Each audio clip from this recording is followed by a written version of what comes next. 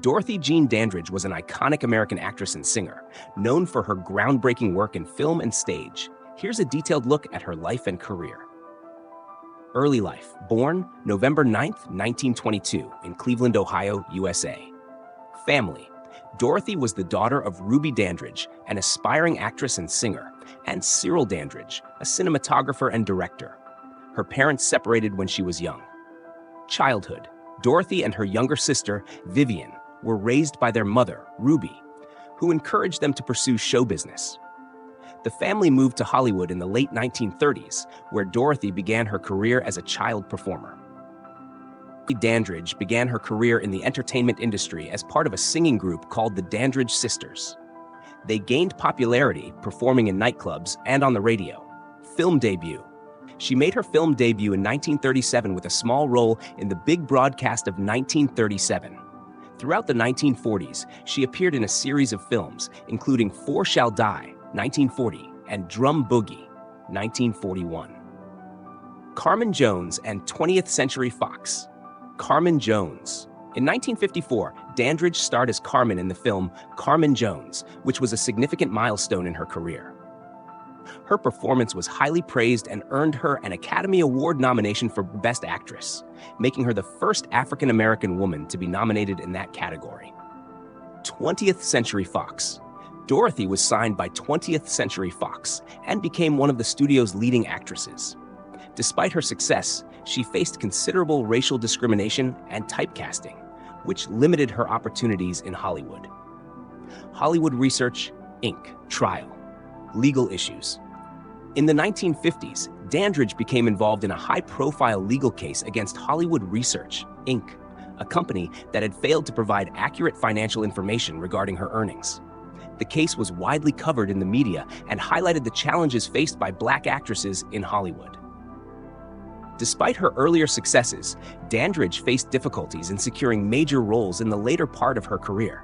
She appeared in several films and television shows, including Island in the Sun, 1957, and Porgy and Bess, 1959. Personal challenges. Dorothy's career was affected by her personal struggles, including financial difficulties and health problems. Personal life. Marriages. Dorothy was married to Harold Nicholas, a member of the famous Nicholas brothers, from 1942 to 1951. The couple had one daughter, Harolyn Suzanne Nicholas, born in 1943. Dandridge later married Jack Dennison in 1959, but the marriage was short-lived. Health and finances. Dandridge faced significant financial difficulties and health issues throughout her life. She struggled with depression and was in and out of hospitals for various ailments. In the early 1960s, Dandridge's health deteriorated, and she struggled with financial problems. Despite her contributions to film and her groundbreaking achievements, she faced numerous personal and professional setbacks. Dorothy Dandridge passed away on September 8, 1965, at the age of 42. The official cause of death was an overdose of barbiturates, which was ruled as accidental. Dorothy Dandridge remains a celebrated figure in film history, known for her talent, beauty, and the barriers she broke for African-American actresses in Hollywood. Montgomery Clift was born on October 17, 1920, in Omaha, Nebraska. His full name was Edward Montgomery Clift. He was raised in a wealthy and socially prominent family. His father, William Brooks Clift, was a successful stockbroker, and his mother, Ethel Fogg Clift, was a socialite. The family moved to New York City when Clift was young, which exposed him to the theater and arts.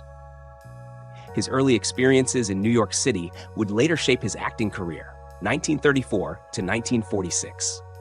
Montgomery Clift's acting career began in theater. He made his Broadway debut at the age of 14 in the play The Skin of Our Teeth in 1934. His early stage work included roles in productions such as There Shall Be No Night and The Heiress. By the early 1940s, Clift had established himself as a talented stage actor, known for his intense and emotionally nuanced performances. Career. Clift transitioned to film in the late 1940s and quickly gained recognition for his exceptional talent. His film debut was in The Search, 1948, where his performance earned him an Academy Award nomination. He continued to make a significant impact with roles in films such as A Place in the Sun, 1951, where he played a complex role that further established his reputation, and From Here to Eternity, 1953, which earned him another Academy Award nomination. Clift was known for his method acting approach, which involved deeply immersing himself in his roles. His performances were marked by a sense of vulnerability and emotional depth, making him one of the most acclaimed actors of his time.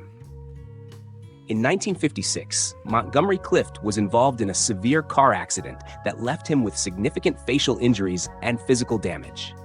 The accident occurred when Clift was driving home from a party. He suffered multiple fractures and had to undergo several surgeries to repair the damage. The accident had a profound impact on his physical appearance and health, and it also affected his career. Later film career, 1957 to 1966. Despite his injuries, Clift continued to act in films after the accident. His later career included notable performances in films such as Raintree County, 1957, where he played a role that required extensive physical and emotional commitment, and The Young Lions, 1958, which showcased his continued ability to deliver compelling performances. Clift also appeared in The Misfits, 1961, which was one of his final films and featured him alongside Marilyn Monroe and Clark Gable. Although his health and appearance were affected by the accident, Clift's performances during this period continued to demonstrate his remarkable acting skills.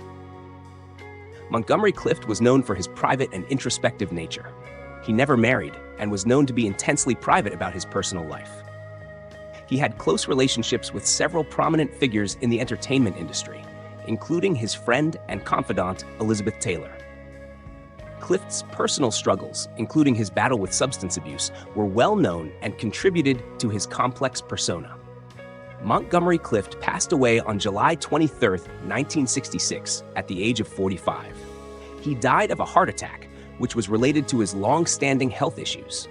Despite the challenges he faced, Clift's legacy as a groundbreaking actor endures, and he is remembered for his extraordinary contributions to film and theater. Veronica Lake was born on November 14, 1922, in Brooklyn, New York, as Constance Frances Marie Ockelman. Her parents were immigrants. Her father was of German descent, and her mother was of Irish ancestry.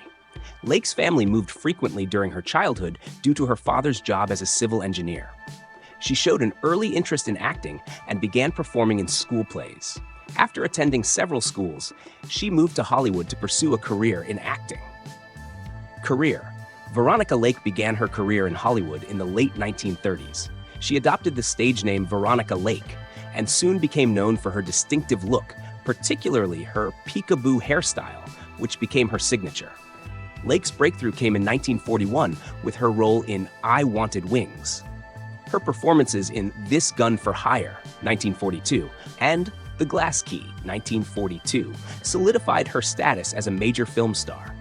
She was a prominent figure in the film noir genre during the 1940s, working with notable directors and actors. Her collaboration with Alan Ladd in several films was particularly successful. Lake's glamorous image and captivating screen presence made her a popular star during this period. Personal struggles and box office disappointments. Despite her early success, Veronica Lake's career faced challenges in the late 1940s. Her personal struggles, including issues with alcoholism, began to affect her professional life. The changing tastes of moviegoers and shifts in the film industry contributed to a series of box office disappointments for Lake. She struggled to find roles that matched her earlier success and faced difficulties with typecasting.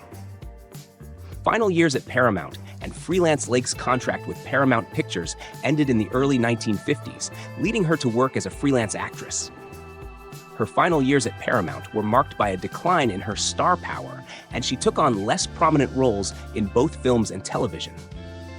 She appeared in films such as The Blue Dahlia, 1946, and The Star, 1952, but these roles did not bring her the same level of acclaim as her earlier work.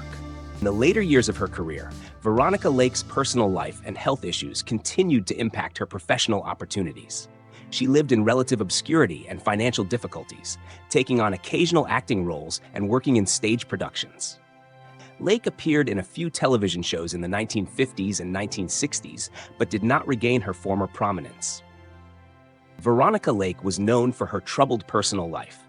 She was married several times, including to John Detley, who was a set designer, and to actor and director Andre de Toth. Her marriages and personal relationships were often tumultuous, and her struggles with alcoholism were well documented. Despite these challenges, she remained a popular figure in Hollywood and had a loyal fan base. Veronica Lake passed away on July 7, 1973, in Burlington, Vermont, due to hepatitis and acute renal failure. She was 50 years old.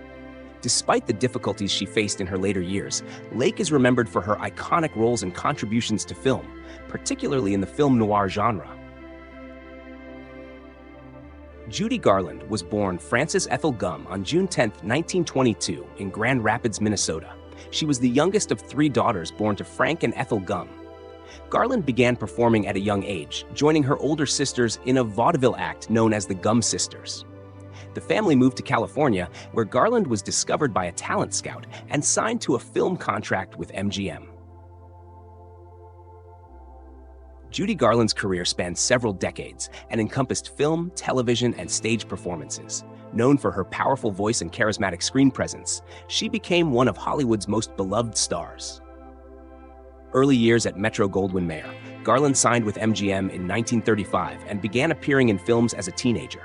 Her early roles included a series of musical films, where she showcased her singing and dancing abilities. Her work at MGM was pivotal in establishing her career as a leading Hollywood actress. Garland's most iconic role came in 1939 with The Wizard of Oz. She starred as Dorothy Gale in the beloved film, which became a classic of American cinema. Her performance of Over the Rainbow became one of the most famous songs in film history. This role cemented her status as a major star. Appearances on Bing Crosby's radio show. During the 1940s, Judy Garland made frequent appearances on Bing Crosby's radio show. Her collaborations with Crosby were well received and showcased her talent in a different medium. These appearances helped maintain her visibility and popularity during a period when her film career was facing challenges. Renewed stardom on the stage. In the 1950s, Garland made a successful return to the stage, including performances in London and on Broadway. Her one-woman shows were critically acclaimed and highlighted her remarkable talent as a live performer. Her concerts were marked by her emotional delivery and powerful vocal performances. Garland attempted a Hollywood comeback in the late 1950s and early 1960s. She starred in films such as A Star is Born, 1954, which earned her an Academy Award nomination for Best Actress. Despite the critical success, her personal struggles continued to impact her career. Television, concerts, and Carnegie Hall. In the 1960s, Garland found new success with television appearances and live performances. Her concerts, including her famous 1961 performance at Carnegie Hall, received widespread acclaim and showcased her enduring talent.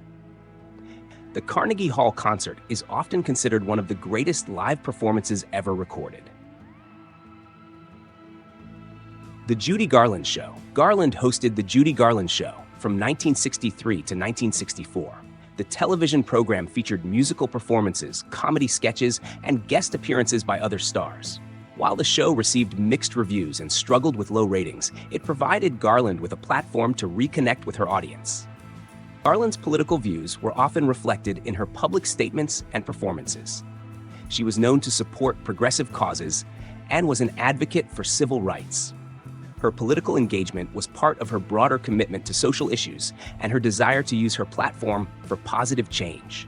In the final years of her life, Garland faced numerous personal and professional challenges. Her health problems, including issues related to substance abuse, impacted her career and personal life. Despite these struggles, she continued to perform and remain a beloved figure in the entertainment world.